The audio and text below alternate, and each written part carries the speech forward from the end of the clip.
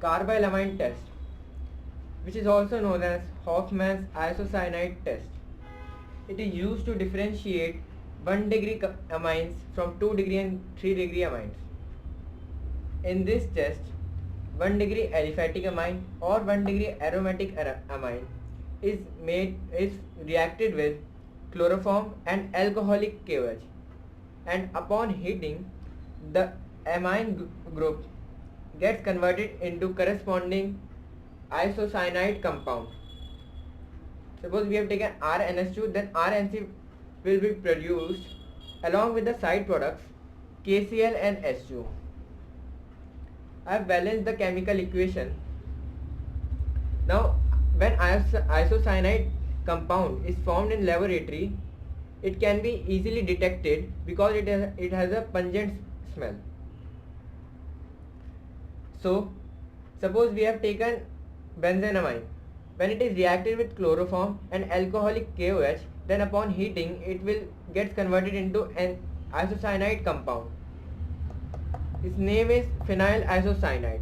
It also has a pungent smell, and therefore its production can be easily detected, and therefore this reaction is used to differentiate between 1 degree and 2 degree and 3 degree amines, as only 1 degree aliphatic and aromatic amines give this reaction, whereas 2 degree and 3 degree amines does not give this test. Suppose we have given two compounds. Specifically, we have given two amines.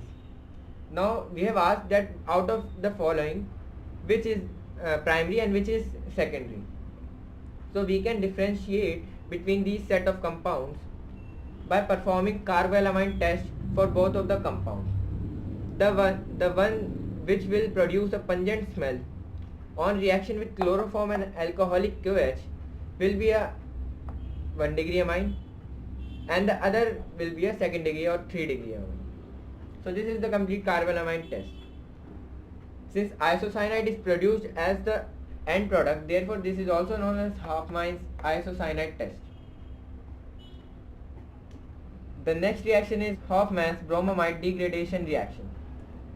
As the name suggests, bromamide. Bromamide has two terms. One is bromine and the other is amine. So the reaction takes place between bromine and amine. Degradation word suggests that length of carbon chain decreases as the reaction proceeds.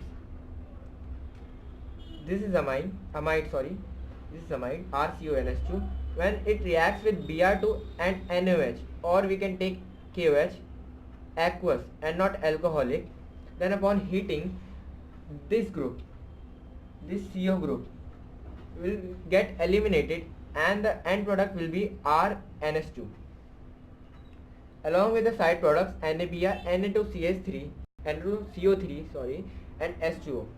If you have taken KOH, then the end product side products will be KBr, K2CO3 and H2O. Suppose the R group is a methyl group, then it will be a CS3CONS2. When it is reacted with Br2 and NaOH, then this group will get eliminated and the end product will be CS3NS2, whose IUPAC name is methenamine.